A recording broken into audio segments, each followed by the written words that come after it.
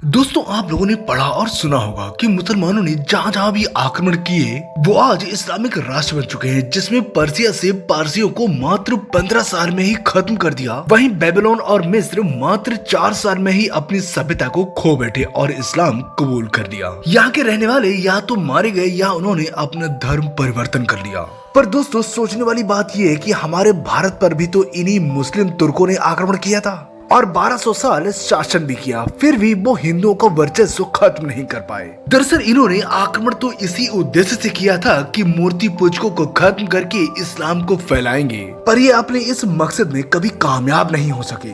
दोस्तों, मोहम्मद की मौत के मात्र 200 साल में ही इस्लाम मिस्र, ईरान, इराक, सीरिया के साथ साथ यूरोप के कई इलाकों तक फैल गया था। पर वहीं भारत के पंजाब प्रांत को नियंत्रित करने में इनको 400 साल लग गए। इनको ऐसा प्रतिरोध पहली बार देखने को मिला था, क्योंकि इनको इस बात की जानकारी नहीं थी कि हमारे भारत के हर एक वीर के खून में अपने धर्म के प्रति आस्था बहुत ही प्रबल है। और जब एक हिंदू केसरिया साफा बांधकर युद्ध के मैदान में उतरता है तो वो अपने दुश्मनों को कीड़े मकोड़ों की तरह मसलता चला जाता है। दोस्तों, इसके अलावा हमारे राजपूतों ने अपनी मातृभूमि के लिए खून की ऐसी होली खेली कि ये मुस्लिम आक्रांता राजपूत नाम सुनते ही दूर भागते थे। वहीं राजपूत स्त्रियों ने इन मलेच्छों से खुद को अपवित्र होने से बचाने के लिए खुद को अग्निकुंड में झोंक दिया। और जब धीरे धीरे उत्तर भारत कमजोर पड़ने लगा तो दक्षिण में एक नई शक्ति ने संतुलन बनाए रखा, जो था विजयनगर साम्राज्य। ये भी लगातार संघर्ष करता रहा और कई सौ सालों तक मुसलमानों को दक्षिण में घुसने नहीं दिया। पर अंत में 5 मुस्लिम शासकों ने मिलकर विजयनगर साम्राज्य पर हमला कर दिया और उसको खत्म कर दिया। पर दोस्तों, इसके कुछ दिनों के बाद मराठाओं ने देश को संभाला और हिंदू धर्म को फैलने फूलने दिया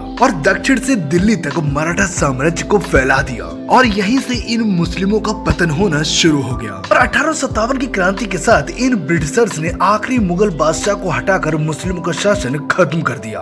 तो राजा महाराजों के अलावा पंजाब प्रांत के सिखों के धर्मगुरुओं ने मुसलमानों की अधीनता स्वीकार न करने और उनसे युद्ध करने का फैसला लिया था। दोस्तों, इन मुस्लिम आक्रांताओं के शासन काल में हिंदू धर्म को बचाने में इन संत महात्माओं का बहुत बड़ा योगदान रहा। जहां आचार्य शंकराचार्य ने भारत के चारों कोनों में चारों मठों को स्थापित कर भारत को एकजुट और एक राह पर लाने का काम किया। दूसरी तरफ तुलसीदास जी ने लोगों में भक्ति का भाव जगाया। जब ये मुस्लिम आक्रांता लोगों को प्रताड़ित करते थे तब ये भगवान की भक्ति ही थी जो लोगों को एक नई ऊर्जा दे रही थी। दोस्तों, आज पौराणिक वाल्मीकि द्वारा लिखी गई रामायण के भगवान श्री राम को आज कोई नहीं जानता, पर तुलसीदास के भगवान श्री राम को सब जानते हैं। ये मुस्लिम जितने मंदिरों को तोड़कर मस्जिद बनवाते गए उतना ही हिंदू धर्म मजबूत होता गया, क्योंकि लोग अपने भगवान को अपने दिल में बसाने लगे। दोस्तों, उस समय लोगों में भगवान की भक्ति ना होती तो शायद हिंदू धर्म समाप्त हो चुका होता। दोस्तों, भारत और हिंदू धर्म को बचाने में साथ दिया वीरों ने, योगियों ने और लोगों की इच्छा शक्ति ने। इसी सनातन धर्म की वजह से ही भारत का अस्तित्व है, वरना यहाँ कोई पाकिस्तान, अफगानिस्तान या ईरान की तरह कोई इस्लामिक राष्ट्र होता। वैसे दोस्तों, आपका इसके बारे में क्या कहना है, कमेंट करके जरूर बताएं। और अगर आपको ये वीडियो अच्छा लगा हो तो प्लीज सब्सक्राइब करें, क्योंकि हम ऐसे ही रियल और इंटरेस्टिंग वीडियो लाते रहते हैं।